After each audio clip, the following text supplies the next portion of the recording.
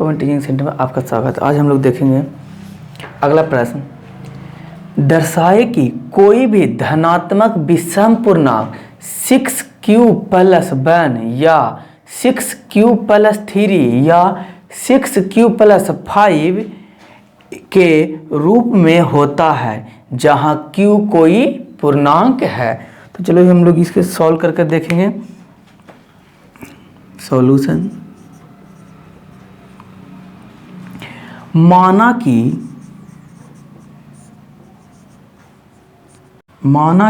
ए कोई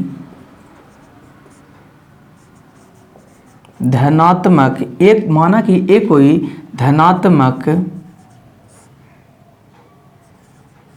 विषम पूर्णांक है।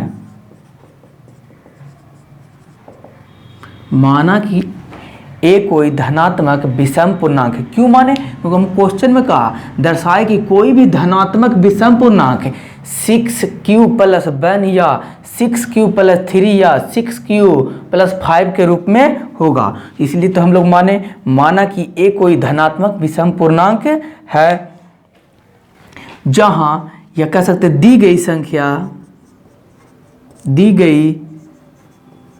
संख्या 6q + 1 6q + 3 6q + 5 है। जब भी हमेशा माने कोई एक संख्या यूक्लिड विभाजन एल्गोरिथ्म में क्या कहता है? यूक्लिड विभाजन प्रमेय का से a बराबर bq + r। हम a तो कोई धनात्मक पूर्णांक मान लिए हैं, यहाँ पर q दिया हुआ है, प्लस है r के जगह पर कितना है? 1 है। यानी कि कहने का अर्थ हुआ कि b बराबर 6 दिया हुआ, यानी कि b बराबर 6 दिया हुआ। किससे? यूक्लिड विभाजन परिमेय से हमें पता चलता है। इसको लिख सकते हैं 6q + 1, तो r के जगह पर 1 प्लस q, b के स्थान पर 6, इसलिए हम लोग लिए b = 6 लिए, जहां q अऋणात्मक पूर्णांक है, जहां q अऋणात्मक पूर्णांक है जो r तब r एक पूर्ण संख्या है। r क्या होता है? r या तो 0 के बराबर होगा या तो 0 से बड़ा और 6 से छोटा। r का मान 6 से छोटा, r का मान 6 हो ही नहीं सकता, क्योंकि अगर कोई भी संख्या किसी भी संख्या 6 से अगर हम भागा लगा रहे हैं a में, कोई भी संख्या आ जाए यहाँ शेषफल में 6 नहीं आ सकता। अगर 6 आएगा तो 6 से वह पूर्णतः ही विभाजित होगा। तो हम लोग कह सकते हैं कि इसका रिमाइंडर 6 नहीं है। 6 से हमेशा क्या होगा? बड़ा होगा, या तो 6 से क्या होगा? छोटा होगा।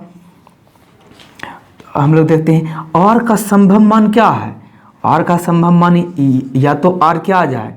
0 के बराबर, या 1 2 3 4 5, 4 और 5 है। 6 तो हो नहीं सकता, क्योंकि 6 होगा तो 6 से पूर्णतः वह संख्या विभाजित हो जाएगा। अब पूर्णतः 6 से विभाजित होगा तो उसका मान क्या आ जाएगा? 0। इसलिए कितना तक संभव मान है? 5 तक। अगर यहाँ पर कोई रहता 5 तो उसका संभव मान कितना होता? 4 संख्या तक। अगर कोई अंक रहता यहाँ 6q + 1 तो उसका क्या होता? 3 तक होता। हम लोग देखते हैं जब r बराबर 0 हो, r बराबर 0 हो तो a बराबर 6q + क्या आएगा? 6q। जब r का मान 0 तो रिमाइंडर 0, यानी a का मान आ जाएगा 6q। जब r बराबर 1 हो तो a = 6q + r के स्थान पर 1।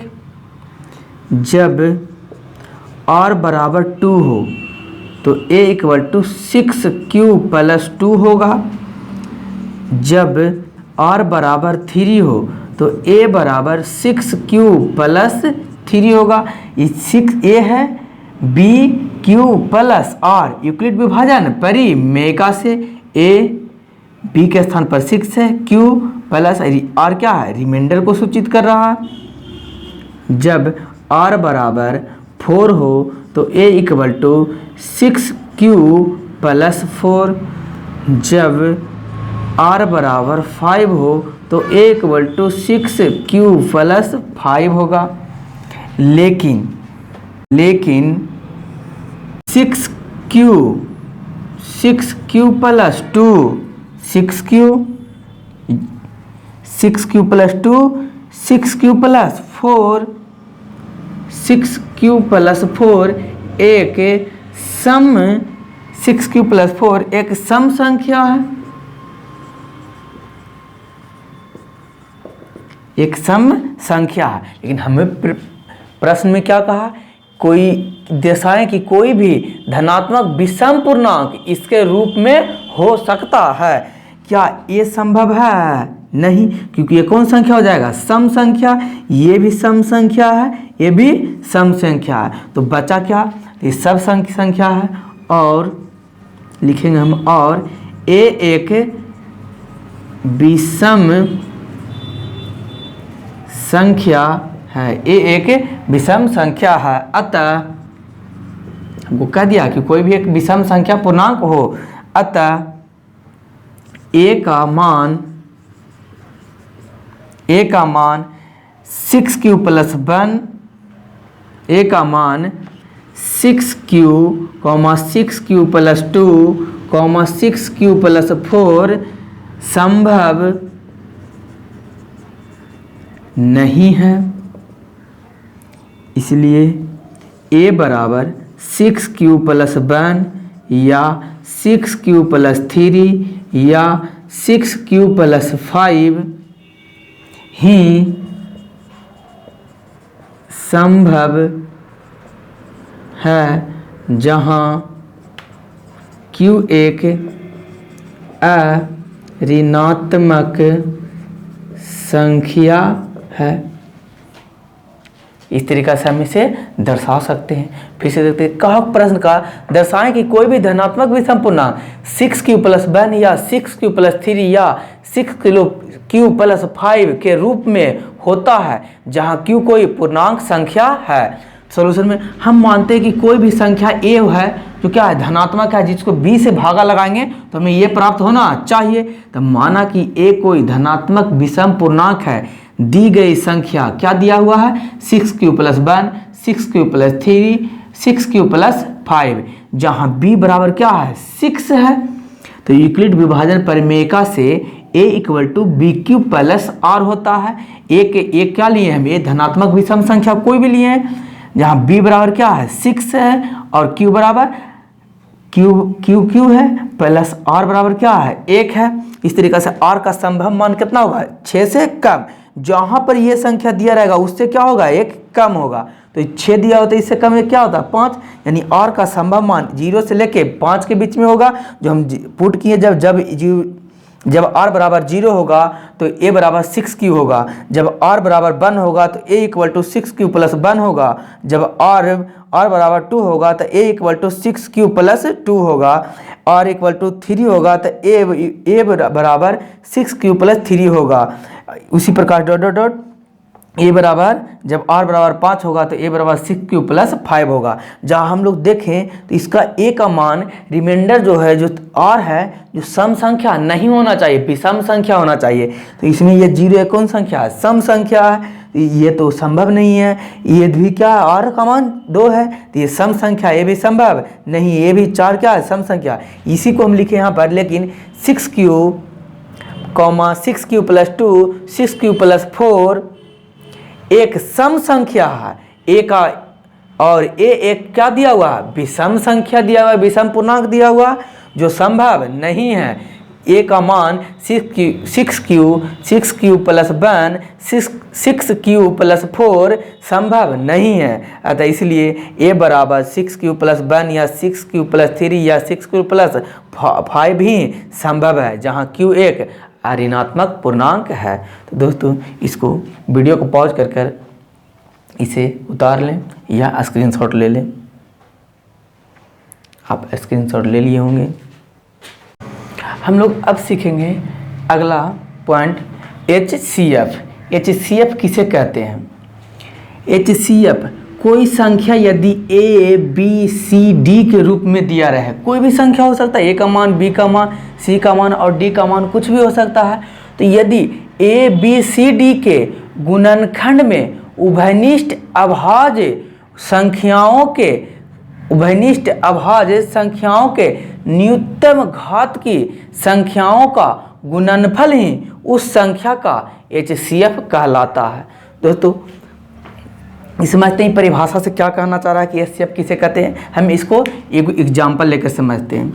एग्जाम्पल जैसे एग्जाम्पल लेते हैं 336 और 54 का एग्जाम्पल, यानी कि इसका कहेगा क्या ज्ञात करें, 336 और 54 का HCF ज्ञात करें। तो इसको HCF ज्ञात करने के लिए क्या करेंगे हम लोग? सबसे पहले कहा अभाज्य गुणनखंड, कोई भी संख्या हो सकता है, अभाज्य गुणनखंड इसको लिखेंगे अभाज्य गुणनखंड के रूप में व्यक्त करेंगे। 336 को तोड़ेंगे हम लोग, 2 बार में लगेगा, 2 एकम 2, 2 छक 12, 2 12, 2 8 16। फिर इसको भी 2 बार में कटेगा, 8 दूना 16, 8 एकम 8, फिर लगेगा 3 बार में, 3 दूना 6, 3 से 21, 3 नवा 27, 3 तिया 9, 3 एकम 3। 336 को हम लोग 2 गुने 3 गुने 3 गुने 3 गुने 3 के रूप में लिख सकते हैं। 54 को हम लोग तोड़ सकते हैं अभाज्य गुणनखंड के रूप में, 27 दूना 54, 3 नवा 27, 3 तिया 9, 3 एकम 3। हम लोग 54 को लिख सकते हैं, 54 को हम लोग लिख सकते हैं 2 × 3 × 3 × 3। क्या इसको हम लिख सकते हैं 2 गुने 2, 2 का स्क्वायर, 3 पर पावर 4। इसको हम लिख सकते हैं 2 गुने 3 पर पावर 3। इसके रूप में लिख सकते हैं हम लोग। 336 यहाँ पर देखते हैं क्या बोला, ABC गुणनखंड में उभयनिष्ठ मतलब कुछ कॉमन जो दोनों में आना चाहिए। हम देखते हैं दोस्त 336 और 54 में 2 है, यहाँ भी 2, यहाँ भी है, तो हम लोग लेंगे 336 और 54 का HCF क्या होता है, जो दोनों में उभयनिष्ठ हो। इसमें भी उभयनिष्ठ है, इसमें भी उभयनिष्ठ। क्या है उभयनिष्ठ? 2 है। घात क्या होना चाहिए? न्यूनतम, अधिकतम नहीं, क्या होना चाहिए? घात न्यूनतम। इसमें घात पावर 2 है। घात मतलब क्या होता है? पावर। घात को इंग्लिश कहते हैं, पावर में कहते हैं। 2 का स्क्वायर यहाँ 2, तो न्यूनतम घात इस दोनों में कौन है? 2 पर पावर 2 या 2 पर पावर 1।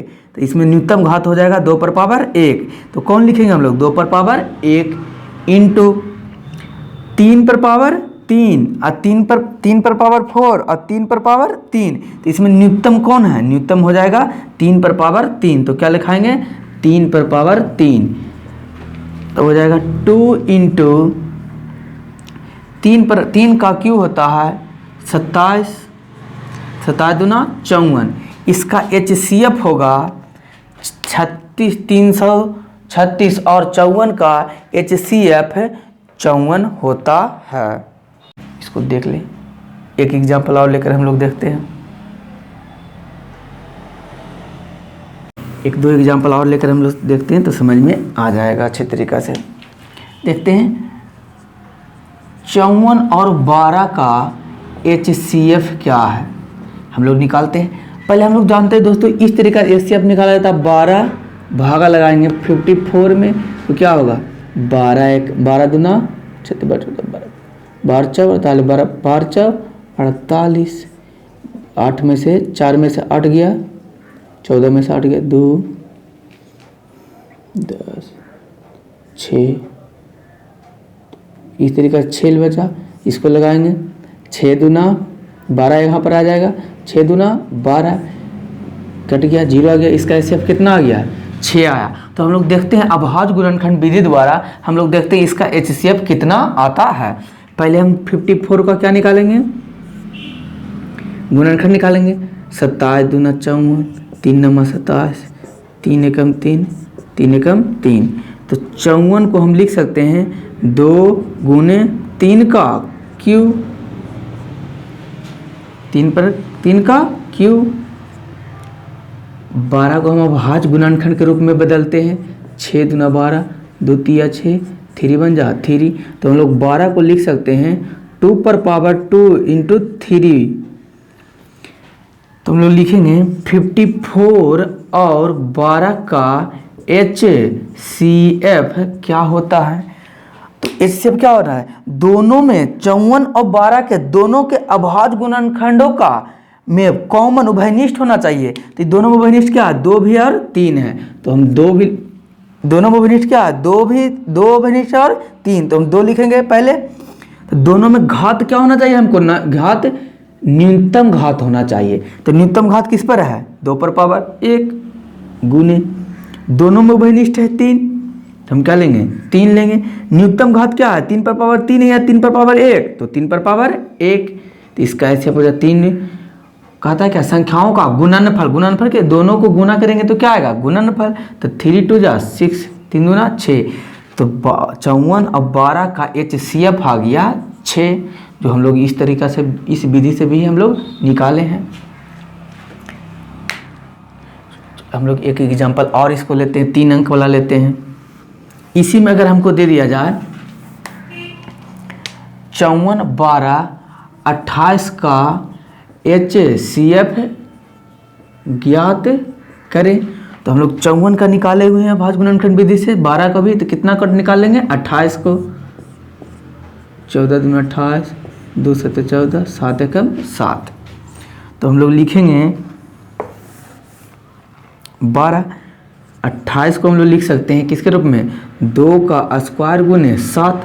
हम लोग अब देखेंगे 54 और 54 कौमा 12 और 28 का HCF बराबर क्या होगा। तो 54 12 और 28 का HCF हम लोग क्या देखेंगे, गुणनखंड में उभयनिष्ठ अभाज्य होना चाहिए। तो इसका गुणनखंड जो निकाले तो उभयनिष्ठ देखें, इसमें भी 2, इसमें भी 2 और इसमें भी 2, तीनों में उभयनिष्ठ है, 2 उभयनिष्ठ है तो 2 आएगा। इसमें 3 है, इसमें 3 है, लेकिन इसमें 3 नहीं है तो ये लिखाएगा नहीं। सभी संख्या में क्या होना चाहिए, कॉमन, अब उभयनिष्ठ होना चाहिए। तो इसका न्यूनतम घात कितना है, न्यूनतम घात 1, तो 1 होगा। तो 54 12 और 28 का HCF 2 हुआ। इसी प्रकार हम लोग देखेंगे कि इस LCM क्या होता है, जो हम लोग देखेंगे। तो इसको निकालेंगे LCM निकालने के अभाज्य गुणनखंड विधि द्वारा हम लोग LCM निकालने का तरीका को जानेंगे। हम लोग देखते हैं LCM, जिसको लसा भी कहा जाता है। LCM ABCD कोई संख्याएं हैं, ABCD के गुणनखंड में उपस्थित सभी अभाज्य संख्याओं के महत्तम घात की संख्याओं का गुणनफल ही उस संख्या का LCM कहलाता है। तो हम लोग देखते हैं 54 और 12 28 का LCM ज्ञात करें।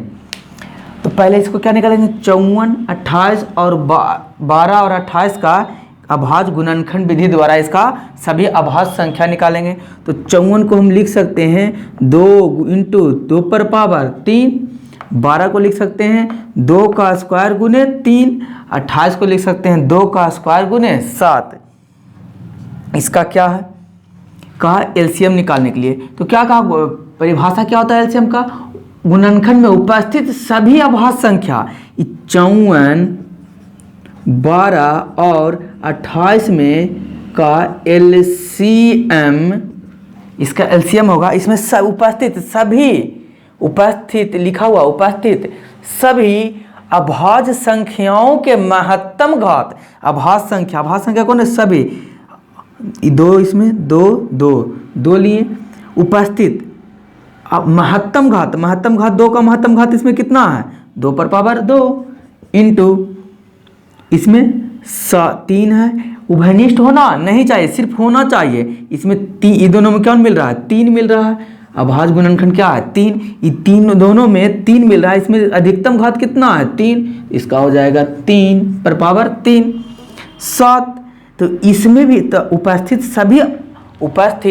सभी अभाज्य संख्याओं का महत्तम घात, तो इसमें उपस्थित कुछ सभी अभाज्य संख्या कितना है 7।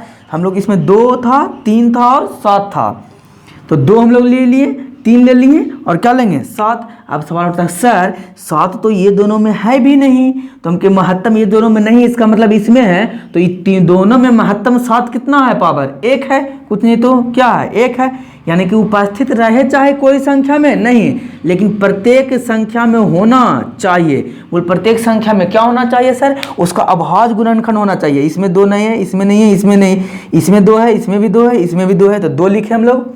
इसका महत्तम घात होना चाहिए, तो महत्तम घात दोनों में कितना है तीनों में 2 है, तो 2 लिखे। इसमें 3 है, इसमें भी 3 है, तो 3 लिखे। तो 3 का महत्तम घात कितना है 3 पर पावर 3, तो 3 लिखे। 7 है, तो 7 कितना है दोनों में नहीं, लेकिन सभी उपस्थित होना चाहिए। उपस्थिति तीनों में 7 है कि नहीं, हाँ 7 है, तो 7 भी लिखे। तो इसको लिखेंगे हम लोग 2 का स्क्वायर 4, 3 का क्यूब होता है 27 गुने 7। इसको गुना करके आएगा 28 गुने 27। इसको गुना करने के बाद आएगा 775। जब हम लोग 28 और 27 का गुना करते हैं तो आता है 775। तो 54, 12 और 28 का एलसीएम होगा 756 होगा। तो हम लोग एक बात ध्यान रखेंगे हॉट टिप्स में, अगर हमको HCF निकालना है और LCM, तो HCF में उभयनिष्ठ होना चाहिए, उभयनिष्ठ अभाज्य संख्या और पावर न्यूनतम होना चाहिए, यानी कि कम से कम पावर न्यूनतम होना चाहिए। एलसीएम निकालने के लिए क्या होना चाहिए, सभी उपस्थित सभी अभाज्य संख्या, सभी अभाज्य संख्या और पावर कितना होना चाहिए, अधिकतम पावर होना चाहिए। HCF निकलेगा तो सभी उपस्थित सभी अभाज्य संख्याओं का HCF जब निकालने का है तो उभयनिष्ठ अभाज्य संख्याओं का न्यूनतम घात को लिखेंगे, और LCM निकालने का है तो उसमें उपस्थित सभी अभाज्य संख्याओं का अधिकतम घात लिखेंगे। इस तरीक़ा से हम लोग LCM और HCF निकाल सकते हैं। इससे एक और प्रश्न पूछता है HCF और LCM में क्या संबंध है, तो उसके बारे में भी हम लोग जानते हैं LCM और HCF में क्या संबंध है।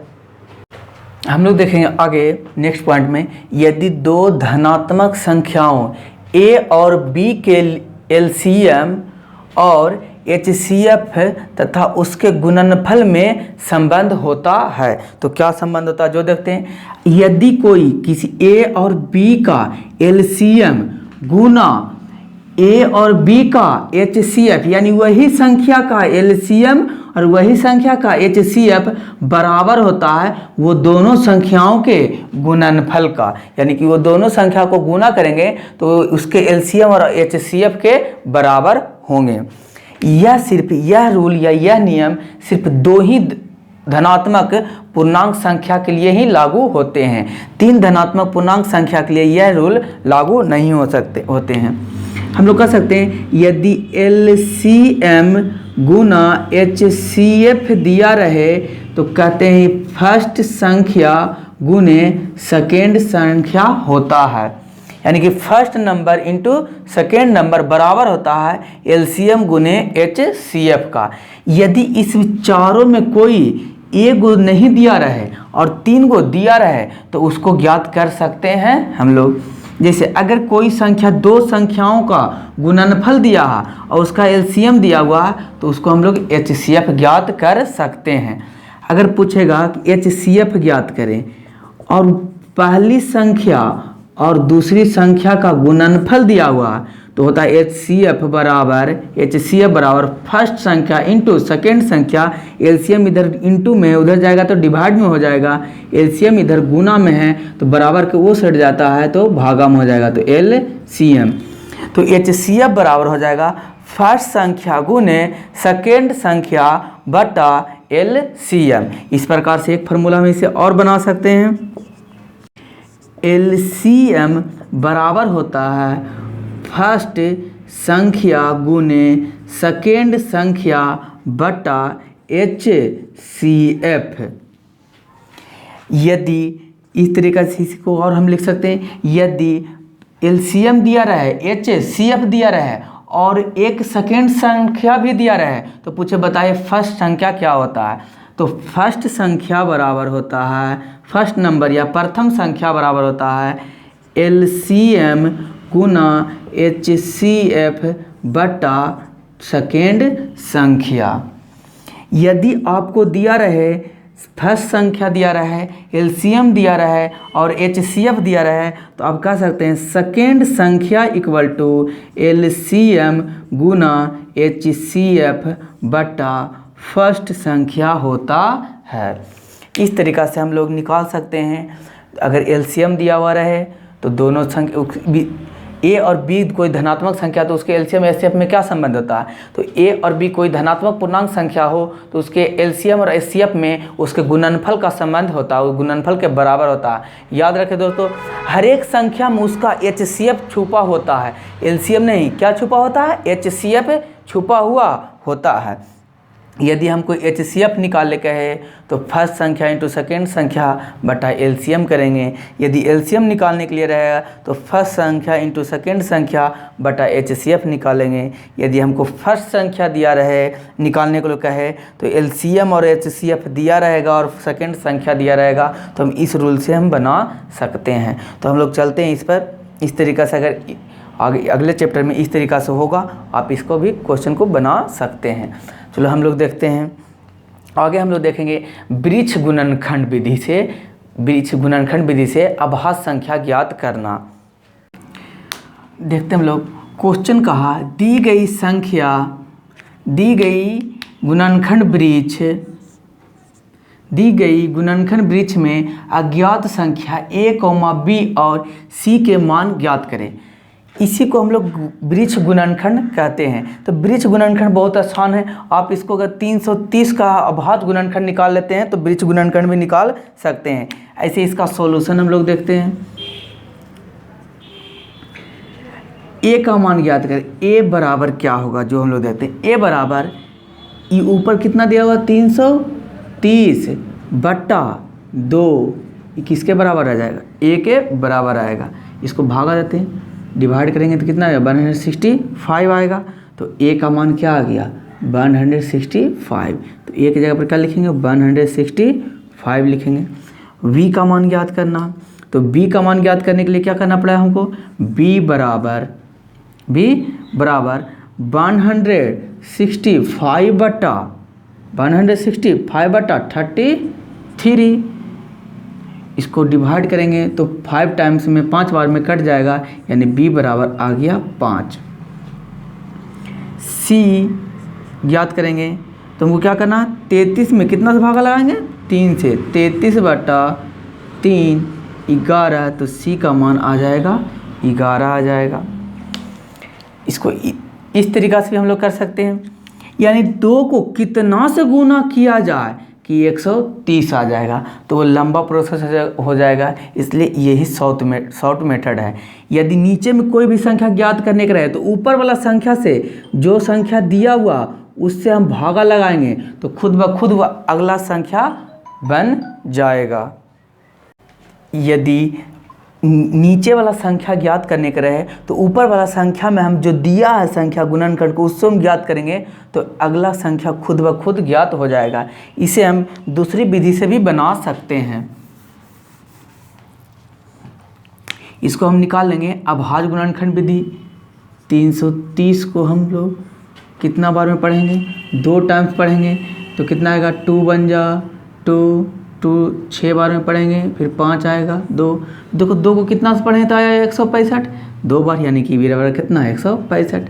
अब कटेगा ये, हाँ कटेगा, कितना से कटेगा तो ये कटेगा, इकाई अंक में कितना है 5 है तो 5 से विभाजित होगा, 5 तिया 15, 5 तिया 15, तो 5 को कितना बार पढ़ेंगे तो 165 आएगा, तब 5 से 33 बार, तो ये नीचे वाला था वही यहाँ लिखाता है, 33 हो गया, तो 5 को लिखेंगे 33, तो 33 हो गया, 33 को कितना से 3 से लगाएंगे, 3 में 11, 3 कम 3, 3 कम 3, तो 3 को कितना बार लगाएंगे तो सी का मान कितना आ गया 11 बार कटेगा, तो सी का मान कितना आ गया 3 आ गया। हम लोग इसको एक और तरीका से भी बना सकते हैं, इसको हम इस तरीका से भी लिख सकते हैं, 330 को 2 टाइम्स पढ़े हैं, 2 बार पढ़े हैं तो कितना आया 165 आया, 165। फिर 65 को हम लोग 5 बार पढ़ें तो कितना आया, 5 बार पढ़ें तो 33 आया, 33 बार में डिप हुआ। 33 को हम लोग 3 टाइम पढ़ें, 3 बार पढ़ें तो कितना आया 11 आया। तो देख लीजिए कि ये क्या है, यहाँ पर खाली था ये, तो ये ए हो गया, ये बी हो गया और ये सी हो गया। इस तरीका से भी मान निकाल सकते हैं। अभाज्य गुणनखंड विधि करके उसके बाद वृक्ष गुणनखंड विधि के रूप में भी कर सकते हैं। तो जितना वृक्ष गुणनखंड विधि द्वारा है क्वेश्चन दिया हुआ बुक में, आप उसे बना लीजिए। दोस्तों वीडियो देखने के लिए धन्यवाद। आप बने रहे पेपर टीचिंग सेंटर के साथ। आपको अगला वीडियो में आपको हम सिखाएंगे रूट परिमेय संख्या। सिद्ध करें कि √2 या √5 एक अपरिमेय संख्या है, जो कि निश्चित है आपको 1, 2 नंबर या 3 नंबर का पूछता है। तो बने रहे पेपर टीचिंग सेंटर के साथ, आप बने रहे पेपर टीचिंग सेंटर के साथ और पढ़ते रहें, सीखते रहें। कम फी बेहतर एजुकेशन, बिना फी के आप यहाँ पर पढ़ सकते हैं। प्रत्येक चैप्टर को हम आपको पढ़ाएंगे जो कि एग्ज़ाम की दृष्टि से हर एक एग्ज़ाम में पूछा जाता है। वह पॉइंट को हम एक भी पॉइंट को नहीं छोड़ेंगे जो कि एग्ज़ाम में पूछा जाता है। प्रत्येक पॉइंट को हम लोग पढ़ेंगे। तो आप बने रहें, रेगुलर बने रहें, कंटिन्यू देखते रहें। वीडियो देखने के लिए धन्यवाद।